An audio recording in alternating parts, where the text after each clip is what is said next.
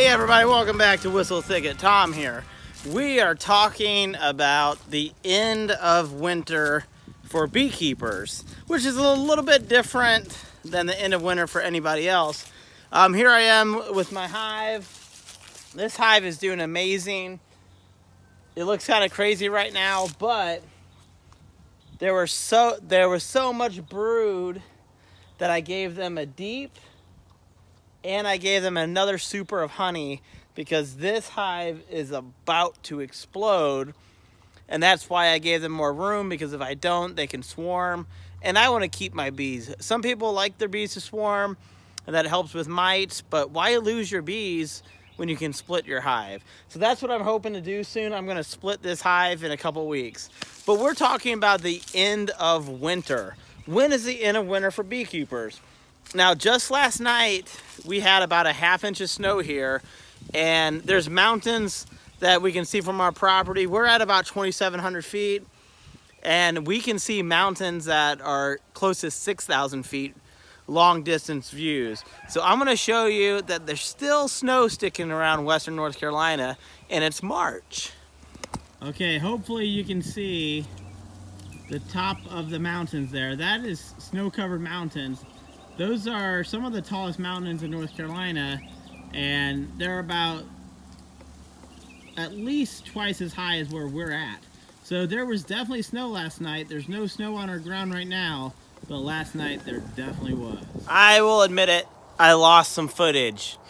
Now it's 6:30, I'm feeding the horses, I'm in a coat, and it's cold. So I'm gonna try to redo the segment that I missed about when to know when winter is over for your bees. So some people like to go by when the queen starts laying again. A lot of beekeepers, your queen is going to stop laying in the late fall for several months. Now, if you live in very southern latitudes, that may not happen at all. But where I live in the mountains of Western North Carolina, my queen stopped laying around November. So for a couple months, I don't have any brood. But in January, she started laying again because I had such a warm January. It was in the 60s. It was just a crazy winter. We didn't really have much of a winter, to tell you the truth. So some people like to go on when your queen starts laying again. But I don't think that's the best, because you can still have a lot of cold weather after that, which we did.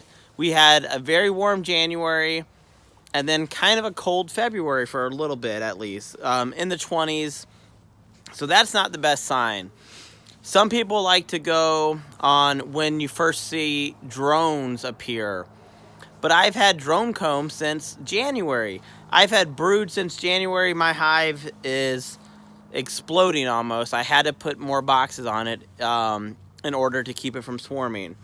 So this is how I like to judge that my winter is over for my bees. It's when 3 local trees that are native have started to bloom and flower, when 3 native species are flowering. Now for me, I'm looking for several species in my area. I'm looking for willows, I'm looking for maples, I'm looking for cherry trees, and I'm looking for dogwoods. For me, the first to bloom and flower are willow trees. I don't have any willows, but my neighbors do. So bees will harvest nectar in about a 3-mile radius. I have several neighbors that have really gigantic willows that are probably, I think, 60, 70 years old or more. I mean, they're old farm trees that were planted, and they're just beautiful, and my bees love them. So that tree has already bloomed. But winter isn't over for me, because I'm going off of 3 native species. And I want to make this point clear too. I'm not talking about a nectar flow. I'm just talking about nectar from several species. So I'm not looking for a honey flow. I'm just looking for the first trees that are going to flower. So I'm on my way to a cherry tree to show you, but I am going to start with 1-to-1 sugar water, just to see if my bees are going to take it. I have friends in the area that are beekeepers, and they were feeding even last weekend. This is important too. You need to figure out what native trees are in your area, and it doesn't necessarily have to be a tree, but trees have thousands and thousands of blooms. A lot of people think it's the wildflowers that help the bees, and they do, but think about how many flowers bloom on one single tree. It's just amazing. So we're getting close to a cherry tree here, and let me show you. It has not flowered yet, but it's probably at least another 2 weeks. But let's just go ahead and check out the buds. So again, all I have really are the buds here, and this is a native cherry tree. We also have dogwoods that are right here on our front yard here, and let's check out the dogwoods. Again, these have not flowered yet. This is another early bloomer, but as you can see, no blooms yet, no blooms yet. So here's one of our peach trees. Not a native, but as you can see, they are about to bloom. About to bloom. So another point I want to make about knowing when the end of winter is for your bees, I am not talking about significant nectar flows or honey harvests. A lot of these early spring blooms, you're not harvesting honey.